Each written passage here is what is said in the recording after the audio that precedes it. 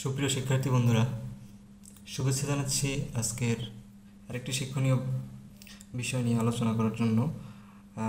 গত গত ক্লাসে আমরা আলোচনা করেছিলাম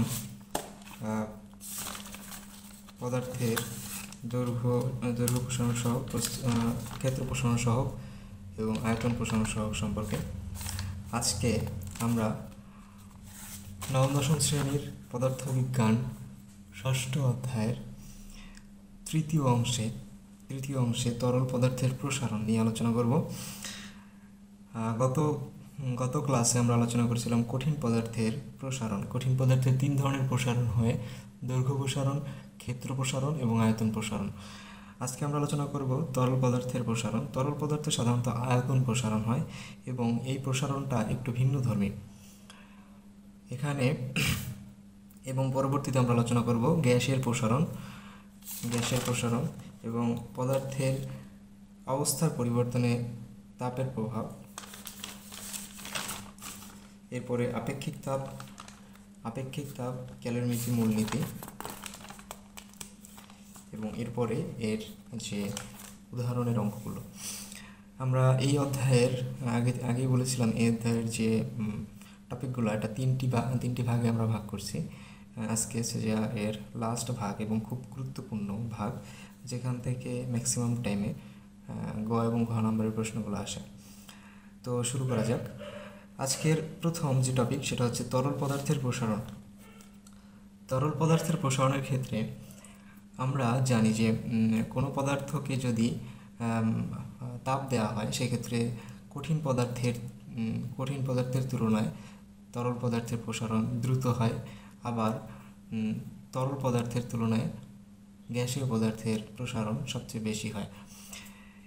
এখানে তরল পদার্থের প্রসারণের ক্ষেত্রে যেহেতু তরলের কোনো নির্দিষ্ট আকার নেই, এটি যে পাত্রে রাখা হয় সেই পাত্রের আকার ধারণ করে এবং আয়তন ধারণ করে, তাই তরল পদার্থকে যখন আমরা তাপ দেব তখন এটাকে অবশ্যই যে কোনো একটা পাত্রে রাখতে হবে।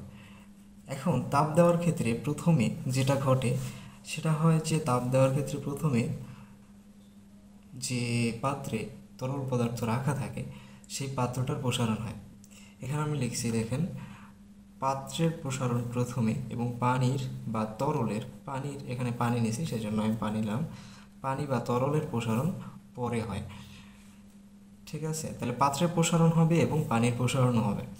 এখন পাত্রের প্রসারণ এবং পানির প্রসারণ এই দুইটাকে ক্যালকুলেট করে আমরা যে আপাত প্রসারণ যেটা বের করি সেটা এখানে দেখানো আছে। দেখেন, পাত্রের প্রসারণ এবি। পাত্রের প্রসারণ কি? এখানে এই উচ্চতায় যে লাল কালির যে দাগটা, এতটুকু পরিমাণ আমরা পানি এখানে নিচ্ছি। প্রথমে যখন পানি নিয়েছি এ পর্যন্ত আমরা পানি নিয়েছি। যখন এখানে তাপ দিলাম, যখন এখানে তাপ দেওয়া হলো, তাপ দেওয়ার পরে কি হলো যে পাত্রের প্রসারণ হলো এবং পাত্রের প্রসারণ হওয়ার ফলে পানির যে উচ্চতা সেটা এ থেকে বিতে নেমে আসলো। মানে তাপ দেওয়ার ফলে পাত্রের প্রসারণ হয়েছে, এর ফলে কি পাত্রের প্রসারণ হলে কি পাত্রের জায়গাটা বেড়ে গেছে, তাহলে পানির উচ্চতা কি উপর থেকে নিচে নেমে আসছে, এ থেকে বিতে নেমে আসছে। এরপরে পাত্র প্রসারিত হয়ে যাওয়ার পরে তারপরে কি হয়, পানির প্রসারণ শুরু হয় এবং পানির প্রসারণ সবচেয়ে বেশি হয় আমরা জানি। তাহলে পানির প্রসারণ শুরু হলে সে বি থেকে পৌঁছে সিতে অবস্থান নেয়। এখানে বি থেকে সিতে অবস্থান নেয়। তাহলে প্রথমে যে পাত্রের প্রসারণ হয়, এই পাত্রের প্রসারণটাকে আমরা বের করি কিভাবে? পাত্রের প্রসারণ হচ্ছে এবি এর উচ্চতা গুণ নলের প্রস্থচ্ছেদ, এটা হচ্ছে ভিভি। পাত্রের প্রসারণ হচ্ছে ভিভি এবং পানির প্রসারণ হচ্ছে কতটুকু? বি থেকে সি পর্যন্ত। এটা হচ্ছে পানির প্রসারণ, বি থেকে সি পর্যন্ত হচ্ছে পানির প্রসারণ। তাহলে পানির প্রসারণ বের করতে পানির প্রকৃত প্রসারণ কতটুকু? বি সি উচ্চতা গুণ নলের প্রস্থচ্ছেদের ক্ষেত্রফল। এটা হচ্ছে VL দিয়ে আমরা চিন্তা করছি, ভি লিকুইড আর কি, এল হচ্ছে লিকুইড, লিকুইডের আর কি প্রসারণ, আয়তন প্রসারণ। এখন এখান থেকে আমরা আপাত প্রসারণ কতটুকু হয়েছে, তাহলে আপাত প্রসারণটা হচ্ছে প্রকৃত প্রসারণ, অর্থাৎ পানির প্রসারণ থেকে পাত্রের প্রসারণটা বিয়োগ দিলে আমরা আপাত প্রসারণটা পাবো। তাহলে VA অ্যাকচুয়াল যে প্রসারণটা আপাত প্রসারণ সেটা হচ্ছে পানির প্রসারণ মাইনাস পাত্রের প্রসারণ, অর্থাৎ VA সমান VL মাইনাস VB। এটা আমার মুখস্থ করতে হবে। এই সূত্রগুলো আমার লাগে এগুলো সাধারণত সৃজনশীলে আসে না, কিন্তু টিক চিহ্নে আসে। আমরা জানি যে টিক চিহ্ন অনেক অবহেলা করি, কিন্তু টিক চিহ্নে কিন্তু 1 মার্ক, ঠিক আছে? ভুল হয়ে গেলে 1 মার্ক কাটা। আর ক নাম্বারে আমরা যখন সৃজনশীল করি তখন ক নাম্বারে লিখি, একটা লাইন লিখি, সেখানেও 1টা মার্ক। টিক চিহ্ন 1টা মার্ক, এটাকে অবহেলা করার কোনো সুযোগ নেই, এটা দরকার আছে। এগুলো কি টিক চিহ্ন আসে। আবার অনেক সময় একটা গ নাম্বার প্রশ্ন করতে গিয়ে, কেননা ছোটো ছোটো অংশে এগুলো লাগতে পারে। এরপরে যেটা আসছে সেটা হচ্ছে গ্যাসের প্রসারণ। আচ্ছা, তরল পদার্থে আর কোনো ধরনের প্রসারণ হয় না, শুধু ওই আপাত প্রসারণটাই আমরা বের করি, ঠিক আছে, আয়তন দিয়ে। এরপরে গ্যাসের প্রসারণ। গ্যাসের প্রসারণের ক্ষেত্রে দেখো, এখানে আমরা 2টা সিলিন্ডার রাখছি এবং এই সিলিন্ডারে এগুলো হচ্ছে গ্যাস, এখানে এমন একটা বায়ুরোধী জিনিস দিয়ে আটকায় দিয়েছি, এটা যেন এখান থেকে গ্যাস বাইরে বের হইতে না পারে, এবং উপরে একটা ভার যন্ত্র দিয়ে চাপা দিয়ে দিয়েছি, চাপা দিয়ে দেওয়া আছে, এটা বাট করা, ঠিক আছে। এখন এখানে দেখো, এটা হচ্ছে একটা নির্দিষ্ট চাপে গ্যাসটাকে একটা সিলিন্ডারজাত করা হয়েছে, এই সিলিন্ডারজাত গ্যাসকে যদি আমরা তাপ দিই, এর মধ্যবর্তী কণাগুলো ছোটাছুটি করতে শুরু করবে এবং পার্শ্ববর্তী দেয়ালের গায়ে এরা কি চাপ প্রয়োগ করবে। আর আমরা জানি যে তোমার গ্যাসের প্রসারণটা একটু একটু জটিল, আয়তন প্রসারণের মতো, তরল পদার্থের প্রসারণ বা কঠিন পদার্থের প্রসারণের মতো না। এই ক্ষেত্রে সাধারণত আমরা জানি যে গ্যাসের কোনো ধরনের আকার নেই এবং আয়তনও নেই, আয়তন বা কোনো ধরনের আকৃতি কিছুই নেই। এটাকে একই পরিমাণ গ্যাসকে ভিন্ন ভিন্ন আয়তনের যে ভিন্ন ভিন্ন আয়তনের পাত্রে আমরা রাখতে পারি চাপ প্রয়োগ করে, ঠিক আছে। আমরা 5 লিটার গ্যাসকে 5 লিটার সিলিন্ডারে রাখতে পারি, আবার 4 লিটার চাপ প্রয়োগ করে কমাইয়া অন্য সিলিন্ডারে রাখতে পারি। এটা চাপটাকে করে কম্প্রেস করে রাখা যায়। সেক্ষেত্রে ওইটুকুই হয় তার কি আয়তন, অর্থাৎ ভিন্ন ভিন্ন আয়তনের জায়গায় আমরা গ্যাসকে রাখতে পারি, এর নির্দিষ্ট আয়তন নেই। কিন্তু পানি কিন্তু নির্দিষ্ট আয়তন আছে, ঠিক আছে। 5 লিটারের পাত্রে 5 লিটার পানি রাখা যাবে, এর বেশি বা কম এর বেশি রাখা যাবে না। পানির আয়তন আছে, তরল পদার্থের আয়তন আছে, কিন্তু গ্যাসের কিন্তু নির্দিষ্ট আয়তনও নেই, কারণ একই আয়তনের গ্যাসকে আমরা ভিন্ন ভিন্ন পাত্রে রাখতে পারি চাপ প্রয়োগের মাধ্যমে, ঠিক আছে। এখন এখানে যদি একটা গ্যাসীয় পাত্রকে আমরা যদি নিচে তাপ দিলে হয় কি, সে তার যে পৃষ্ঠে এক ধরনের চাপ প্রয়োগ করে এবং এখানে দেখা যায় কি, এই যে চাপ প্রয়োগের ফলে কি হয়েছে, এর আয়তন বৃদ্ধি পেয়েছে। আদর্শ গ্যাসের একটা সূত্র আছে, PV সমান nRT।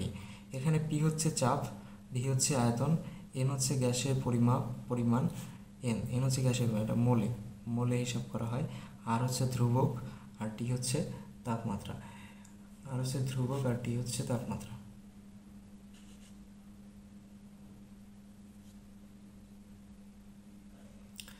এখানে ধ্রুবকের মান কত? এই ধ্রুবকের মান 8.314 জুল কেলভিন ইনভার্স মল। এটা হচ্ছে আর এর মান 8.314 জুল কেলভিন ইনভার্স মল। এটা হচ্ছে PV সমান nRT। এটা আমাদের লাগবে, এই সূত্রটা আমার লাগবে। এটা আদর্শ গ্যাসের সূত্র, PV সমান nRT। P হচ্ছে চাপ, V হচ্ছে আয়তন, N হচ্ছে গ্যাসের পরিমাণ মোল সংখ্যায় থাকবে, আর হচ্ছে ধ্রুবক সংখ্যা 8.314 জুল কেলভিন ইনভার্স মোল, আর T হচ্ছে তাপমাত্রা। এখন এখানে এটাকে আমরা সূত্র প্রতিপাদন করব, দেখব যে এটা টেম্পারেচারের সাথে গ্যাসের যে আয়তন প্রসারণ সহ এটা কী রকমের কাজ করে। টেম্পারেচারের সাথে গ্যাসের আয়তন প্রসারণ সহটা কীরকম, ব্যস্তানুপাতিক না সমানুপাতিক। এটা দেখো, T1 তাপমাত্রায় গ্যাসের আয়তন V1 এবং T2 তাপমাত্রায় গ্যাসের আয়তন V2 হলে আয়তন প্রসারণ সহগ বের করো। তাহলে গ্যাসের আয়তন প্রসারণ সহগ বিটা P এখন আমরা চিন্তা করতে পারি যে বিটা তো আমরা করে আসছি ক্ষেত্র প্রসারণ সহগ, এটা হচ্ছে বিটা, অনলি বিটা। আর হচ্ছে বিটা পি হচ্ছে বিটা প্রেশার, ঠিক আছে, এটা মনে রাখো। এটা বিটা হচ্ছে ক্ষেত্র প্রসারণ সহগ আর বিটা পি হচ্ছে আয়তন প্রসারণ সহগ। বিটা পি সমান V two minus V one, ওই একই সূত্র, আয়তন প্রসারণ সহগের সূত্র, V two minus V one divided by T two minus T one. এইটা হচ্ছে গ্যাসের আয়তন প্রসারণ সহগের সূত্র। এখন আমরা যে ভি ওয়ান আয়তনের গ্যাসের জন্য একটা সূত্র লিখবো, পি ভি ওয়ান সমান এন আর টি ওয়ান, আর পি ভি টু সমান ভি টু গ্যাসের জন্য পি ভি টু সমান এন আর টি টু। এখন এইটা থেকে এটা বিয়োগ, এটা থেকে এটা বিয়োগ করে দেয়, তাহলে এটা থেকে এটা বিয়োগ এবং এটা থেকে এটা বিয়োগ করে দিলাম। এখন এখান থেকে পি কমন নিলাম, পি কমন নিলে এটা থাকে, আর এন আর কমন নিলে এটা থাকে, এন আর কমন যায় এটা থাকে। এখন এই পাশে পিভি আর এই পাশে এনআরটি, এটা হচ্ছে পিভি ওয়ান আর এনআরটি ওয়ান দিয়ে ভাগ করে দেবো। পিভি ওয়ান দিয়ে ভাগ করলে পিপি কাটা যায়, থাকে নিচে ভি ওয়ান, আর এনআরটি ওয়ান দিয়ে ভাগ করলে এনআর কাটা যায়, নিচে থেকে টি ওয়ান। এখন এটাকে এইটার নিচে ভাগ আকারে নিয়ে আসি, এটাতে এটা উপরে ভাগ আকারে আছে, এই পাশে আসলে ক্রস গুণন হলে এটা নিচে চলে আসবে, এটা নিচে চলে আসবে। তাহলে এইটুকু খেয়াল করো, এইটুকু এইটার সাথে মেলে না, এটা কিন্তু এটার সাথে মেলে, এটা কিন্তু এটার সাথে মেলে, অর্থাৎ বিপি এটা সমান কি বিপি। তাহলে এটা সমান আমরা বিপি লিখতে পারি, বিপি সমান 1/T1, 1/T1, অর্থাৎ গ্যাসের আয়তন প্রসারণ সহগ তাপমাত্রার সাথে ব্যস্তানুপাতিক। অর্থাৎ তাপমাত্রা যদি আমি কমাই তাহলে গ্যাসের আয়তন প্রসারণ সহগ বাড়ে, আর তাপমাত্রা বাড়াইলে গ্যাসের আয়তন প্রসারণ সহগ কমবে। অর্থাৎ এখানে তাপমাত্রা যদি 30 ডিগ্রি করি তাহলে কি হবে, তাহলে যে পরিমাণ সহগ বের হবে, আর যদি 20 ডিগ্রি করি তাহলে তার চেয়ে বেশি সহগ বের হবে, মানে এটা বাড়বে। হ্যাঁ, আয়তন প্রসারণ সহগটা কি বাড়বে তাপমাত্রার সাথে ব্যস্তানুপাতিক, ঠিক আছে। আচ্ছা, এবার আসে পদার্থের এই জিনিসগুলো আছে আমাদের, এই জিনিসগুলো টিকের জন্য আসবে, আবার এগুলো আছে তোমার প্রশ্নেও থাকে। আর প্রশ্নে থাকে বলতে এখানে এরকম বললো যে একটা তাপমাত্রায় এই আয়তনের গ্যাস এবং আরেকটা তাপমাত্রায় আয়তনের গ্যাস, এদের বৈশিষ্ট্য কীরূপ, হতে পারে, ঠিক আছে। এরকম প্রশ্ন কিন্তু থাকে।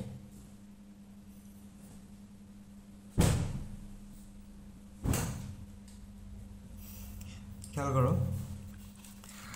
এখন এই জিনিসটা পদার্থের অবস্থা পরিবর্তনে তাপের প্রভাব, খুবই ইম্পর্টেন্ট একটা টপিক।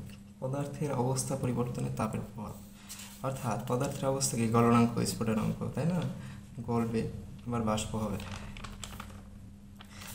পদার্থের অবস্থা পরিবর্তন, আমরা জানি যে পদার্থের ভৌত পরিবর্তন তিনটা, একটা আছে কঠিন, তরল, একটা বায়বীয়, ঠিক আছে। তাহলে পদার্থের অবস্থা পরিবর্তনের ক্ষেত্রে তাপ কীভাবে কাজ করে, এখানে আমরা একটা গ্রাফ আঁকছি। এখানে দেখো, প্রথমে গলনাঙ্ক নিয়ে আলোচনা করা। গলনাঙ্ক জিনিসটা কি, আচ্ছা আগে গ্রাফটা দেখাই।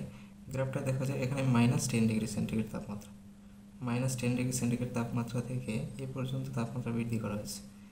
এটার মান কত, 0 ডিগ্রি পর্যন্ত আমরা তাপমাত্রা বৃদ্ধি করছি। এবং এ থেকে বি পর্যন্ত এখানে তাপমাত্রা কোনো বৃদ্ধি পায় না, এটা থেকে এটা পর্যন্ত 0। আবার বি থেকে সি পর্যন্ত তাপমাত্রা বৃদ্ধি পেয়েছে 100 ডিগ্রি সেন্টিগ্রেড, 100 ডিগ্রি সেন্টিগ্রেড পর্যন্ত বৃদ্ধি পেয়েছে। আবার সি থেকে ডি পর্যন্ত তাপমাত্রা কোনো বৃদ্ধি পায়নি, এবার ডি থেকে ই পর্যন্ত আবার বৃদ্ধি পেয়েছে। এটা হচ্ছে পানির যে বাষ্পকরণ প্রক্রিয়া, একেবারে কঠিন থেকে বাষ্পকরণ প্রক্রিয়ার প্রসেসটা দেখা হচ্ছে। এখন গলনাঙ্ক কি, এইখানে -10 ডিগ্রি সেন্টিগ্রেড তাপমাত্রায় একটা পানি হচ্ছে কি বরফ আকারে থাকে, বরফের খণ্ড আকারে থাকে, ঠিক আছে। এখন এটাকে তাপ দিলে 0 ডিগ্রি সেন্টিগ্রেড তাপমাত্রা এটা গলতে শুরু করে। তাহলে 0 ডিগ্রি সেন্টিগ্রেড তাপমাত্রা হচ্ছে বরফের, এখানে দেখছি আমি কি এ পয়েন্টে গলন শুরু হয় এবং বি পয়েন্টে শেষ হয়, এ পয়েন্টে গলন শুরু হয় এবং এটা বি পয়েন্টে শেষ হয়, অর্থাৎ এ থেকে বি পর্যন্ত এটা গলতে থাকে, এখানে তাপ তারা কি কোনো প্রকার তাপ তারা গ্রহণ করে না, শুধু তারা গলতেই থাকে, তাপ গ্রহণ করে করতে থাকে। এইখান থেকে এইটুকু পর্যন্ত তারা তাপ গ্রহণ করে, অর্থাৎ 10 ডিগ্রি সেন্টিগ্রেড তাপমাত্রা তারা গ্রহণ করে, ঠিক আছে। এরপর আর তাপ গ্রহণ করে না।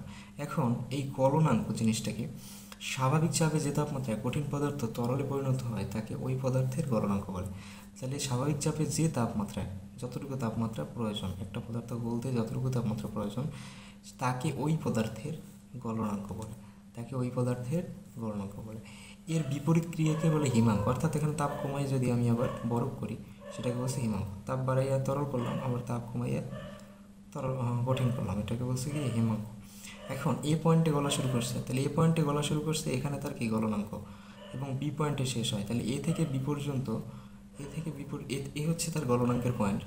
আর এ বিকে বলছি সুপ্ত তাপ। এই জিনিসটা অনেকেই ভুল করে যে সুপ্ত তাপ কোনটা, এই এখান থেকে এতটুকু হবে না এইটা সুপ্ত তাপ হবে, না বি থেকে সি হবে না সি থেকে ডি হবে, ঠিক আছে। সুপ্ত তাপ কোনটা? সুপ্ত তাপ হচ্ছে যে তাপমাত্রায় একটা পদার্থ গলতে থাকে এবং এর মধ্যকার অনুপরমাণুর যে আন্তঃআণবিক যে বন্ধন, এই বন্ধনগুলো ভাঙতে থাকে, সেটা হচ্ছে সুপ্ত তাপ। এখন এই 0°C তাপমাত্রায় একটা পদার্থ তাপ গ্রহণের পর সে আর তাপ গ্রহণ করে না, এরপর যতই তাপ দেওয়া হয় সেই তাপটা তার এর মধ্যাকার যে আণবিক যে অণুগুলো আছে এর বন্ধন ভাঙতে কাজে লাগে, অর্থাৎ এই তাপ এর 0° পরে সে আর তাপ নেয় না, যতক্ষণ পর্যন্ত এটা সম্পূর্ণরূপে না গলবে ততক্ষণ পর্যন্ত এই কোনো তাপ নেবে না। তাইলে এই এ থেকে বি পর্যন্ত এটা হচ্ছে কি তার সুপ্ত তাপ।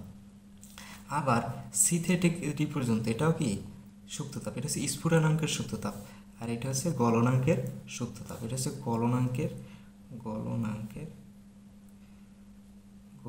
সুপ্ত তাপ, ঠিক আছে। এটা হচ্ছে গলনাঙ্কের সুপ্ত তাপ, অর্থাৎ এ থেকে বি পর্যন্ত গলনাঙ্কের সুপ্ত তাপ। এরপর স্ফুটনাঙ্ক, স্বাভাবিক চাপে যে তাপমাত্রায় তরল পদার্থ বাষ্পে পরিণত হতে শুরু করে তাকে ওই পদার্থের স্ফুটনাঙ্ক বলে। তাহলে স্বাভাবিক চাপে যে তাপমাত্রায় এটা গলতে শুরু করবে তাকে ওই পদার্থের কী বলছে? স্ফুটনাঙ্ক বলছে। আর এর বিপরীত প্রক্রিয়া হচ্ছে ঘনীভবন, অর্থাৎ এটা আবার তাপ কমাইলে ঘনীভবন হবে। এখন সি পয়েন্টে ফুটতে শুরু করে, কোন পয়েন্টে? সি পয়েন্টে আমার পানি ফুটতে শুরু করে, তাতে 100°C তাপমাত্রায়, এই যে 100°C তাপমাত্রায়, এটা 100°C তাপমাত্রায় এটা কি ফুটতে শুরু করে, অর্থাৎ এখানে তার স্ফুটনাঙ্ক শুরু হয় এবং বাষ্প হতে শুরু করে এবং ডি পয়েন্টে শেষ হয়, অর্থাৎ সি থেকে ডি পর্যন্ত এর স্ফুটনাঙ্ক চলে। সি পয়েন্টে ফুটতে শুরু করে এবং ডি পয়েন্টে শেষ হয়, তাহলে সিডি স্ফুটনাঙ্কের সুপ্ত তাপ। এখানে এই যে সিডি হবে কি স্ফুটনাঙ্কের সুপ্ত তাপ, সিডি হচ্ছে স্ফুটনাঙ্কের সুপ্ত তাপ। আচ্ছা, তাহলে সুপ্ত তাপ বিষয়টা আমরা বুঝলাম। তাহলে মানে যেখানে আর কি আমার তাপ দিলে আর তাপমাত্রা বৃদ্ধি পাবে না, অর্থাৎ এই তাপটা কিসে ব্যবহৃত হবে? তার মধ্যাকার যে আণবিক বন্ধনগুলো, এই বন্ধনগুলো ভাঙতে ব্যবহৃত হবে, অর্থাৎ কঠিন পদার্থের আণবিক বন্ধনগুলো ভাঙলে সেটা কি তরল হয়ে যাবে। আবার তরল পদার্থের মধ্যকার যে আণবিক বন্ধনগুলো যদি ভাঙে তাহলে সেটা কি বাষ্প হয়ে যাবে। এরপরে যদি আরও এখানে সুপ্ত তাপ হচ্ছে যে সিডি। আচ্ছা, তাহলে ওই টাইমটায় তারা কি আর তাপ গ্রহণ করে না, সেটা বলছে সুপ্ত তাপ, তাই তো। এটা হচ্ছে স্ফুটনাঙ্কের সুপ্ত তাপ, এটা হচ্ছে গলনাঙ্কের সুপ্ত তাপ।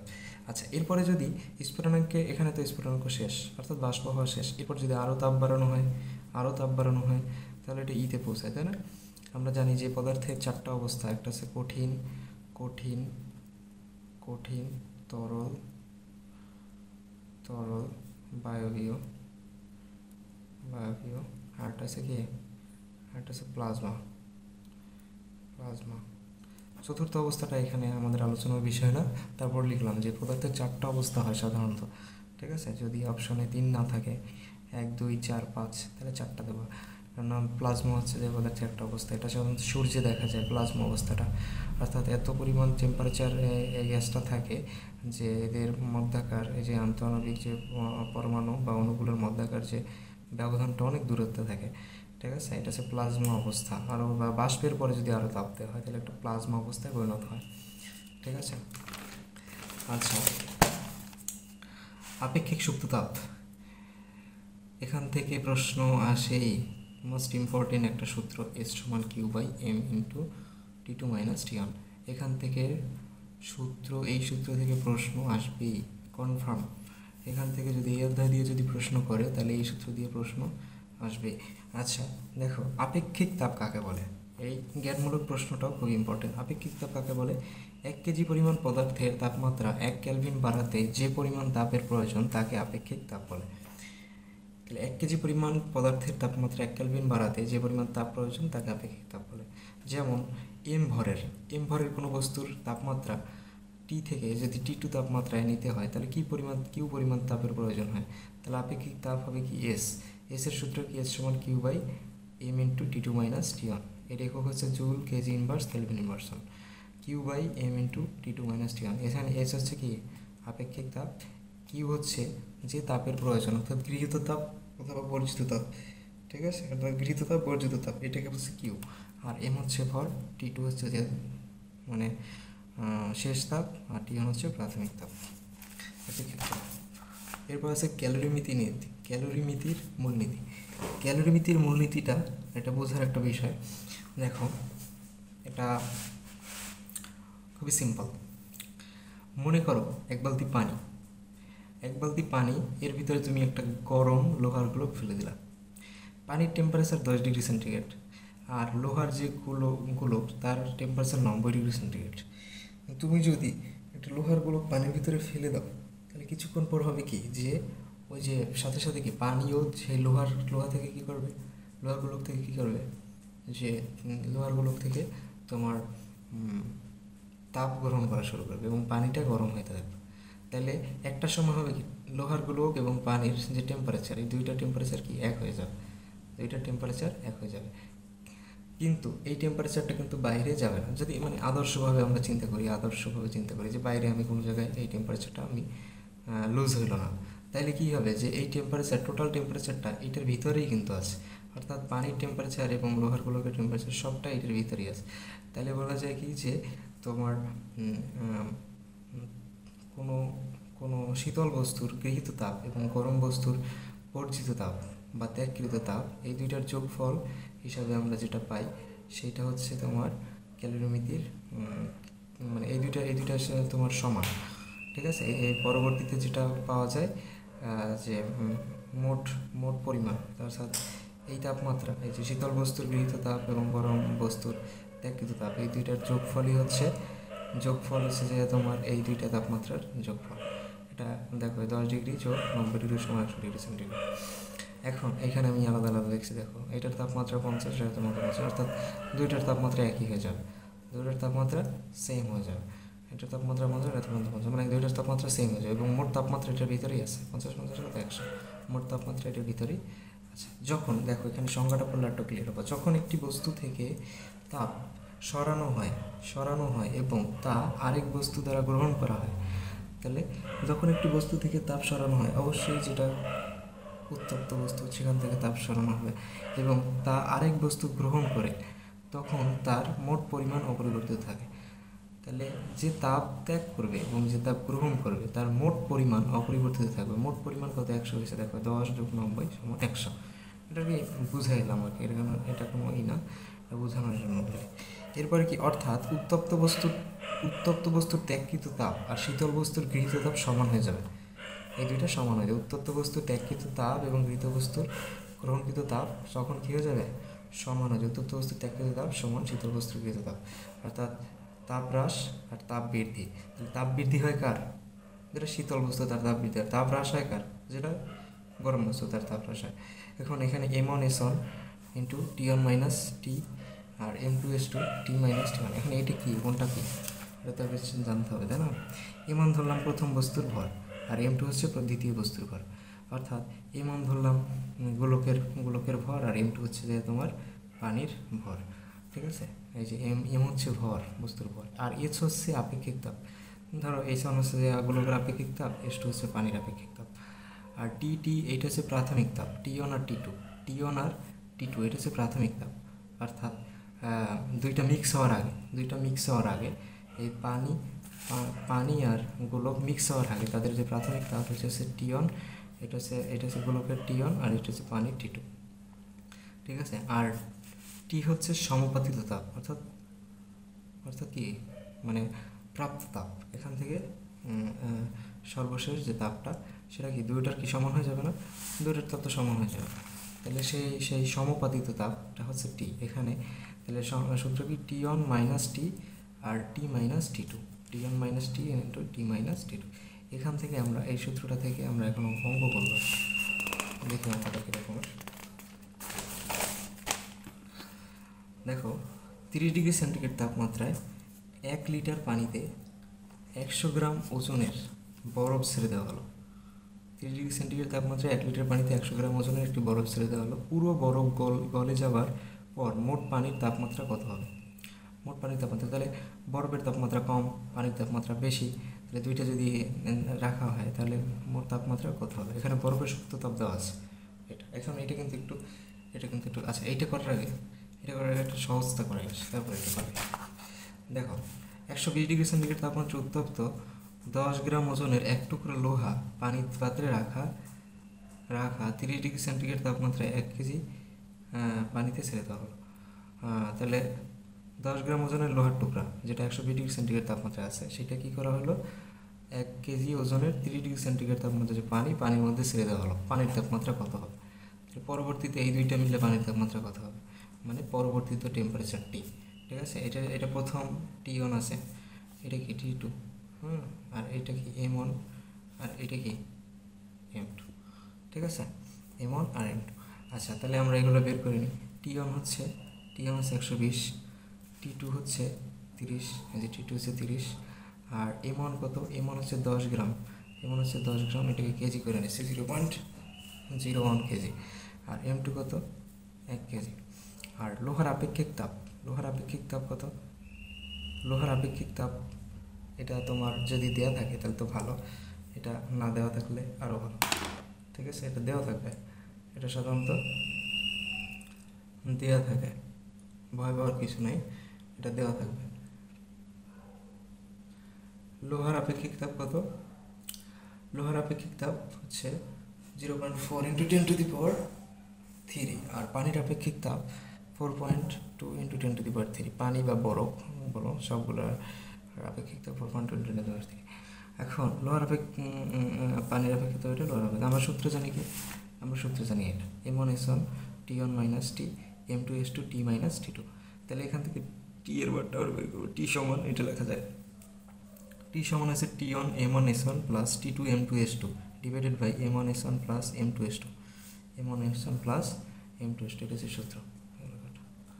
ঠিক আছে, T1 M1S1 plus T2 M2S2 আর M1S1 প্লাস M2S2। এখন এখানে মান বসাবে। T1 এর মান এটা, M1 এর মান 0.1, S এর মান 0.45, এই যে 0.45 × 10⁻³ প্লাস T2 এর মান কত? 30, T2 এর মান 30, তারপরে M2 এর মান হচ্ছে 1 কেজি, আর S2 এর মান হচ্ছে এটা 4.2 × 10⁻³ আর নিচে আছে কত? নিচে আছে M1S1 আর M2S2 প্লাস M2S2। এটা ক্যালকুলেশন করলে এটা আসবে 30.1°C। আচ্ছা, এইটা দেখি, এইটার ক্ষেত্রে দেখো, এটার ক্ষেত্রে সেম, কিন্তু এখানে একটি সুপ্ত তাপ আছে। তাহলে বরফের সুপ্ত তাপ বরফের পাশেই যোগ হবে। ঠিক আছে, বরফের সাইডে আমরা যোগ করে দেবো M2S2 T - T2 আর এটার সাথে বরফের সুপ্ত তাপ যোগ করতে হবে। বরফ গলার জন্য যতটুকু তাপ প্রয়োজন সেটা এখানে যোগ করে দিতে হবে, আর কিছু না। দেখো দেখি, ধরি পানি এবং বরফের তাপমাত্রা যথাক্রমে T1 সমান এত আর T2 সমান এত। এখানে কিন্তু বরফের তাপমাত্রা দেওয়া নাই, কিন্তু বরফের তাপমাত্রা আমি ধরে নিতে হবে। বরফের তাপমাত্রা হচ্ছে 0 ডিগ্রি আর পানির তাপমাত্রা কত? 30°C। ঠিক আছে, 30°C তাপমাত্রা 1 লিটার পানিতে 100 গ্রাম ওজনের একটি বরফ খণ্ড ছেড়ে দেওয়া হলো। তাহলে এটা হচ্ছে যে তোমার T1 হচ্ছে, আর T2 হচ্ছে যে 0°C বরফের তাপমাত্রা। আর চূড়ান্ত তাপমাত্রা যেটা, সেটা T ধরে নিয়েছি। চূড়ান্ত তাপমাত্রা যেটা আমরা বের করবো, চূড়ান্ত তাপমাত্রা T = what?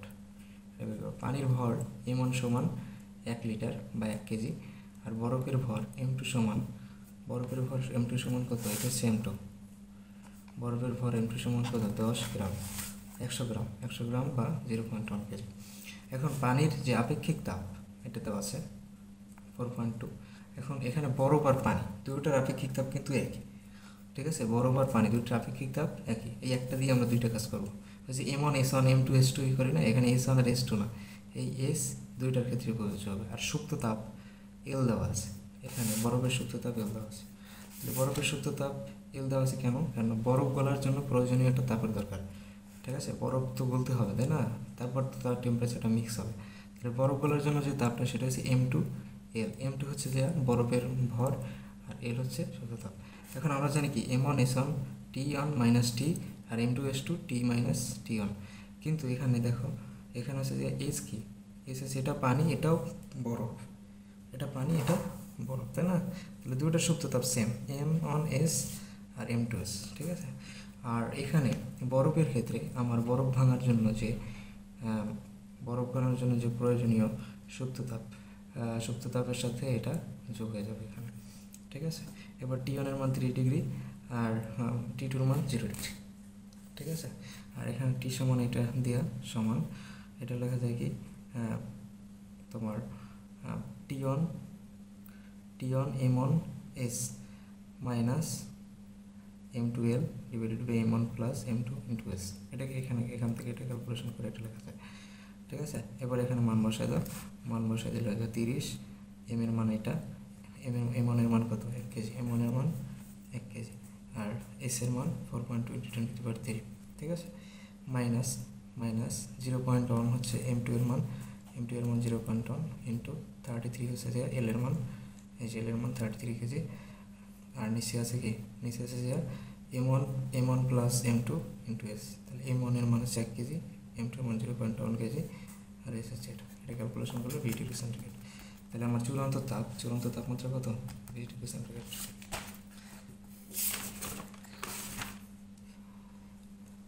বন্ধুরা, আজকে এই পর্যন্তই। আমাদের এই অধ্যায়ের মানে রিডিং ভিত্তিক যত পড়া আছে সেই পড়াগুলো এবং ইম্পর্টেন্ট টপিকগুলো সব কিছু আমি বোঝানোর চেষ্টা করছি। এখানে যদি কোনো প্রকার সমস্যা থাকে বা বুঝতে অসুবিধা থাকে তোমরা অবশ্যই কমেন্টের মাধ্যমে জানিয়ে দেবে। আর সৃজনশীল প্রশ্ন নিয়ে একটা ভিডিও তৈরি হবে।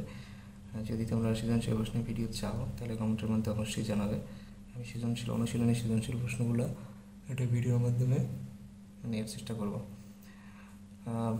ধন্যবাদ বন্ধুরা সাথে থাকার জন্য।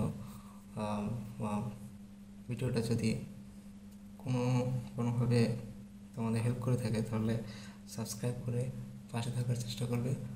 ধন্যবাদ।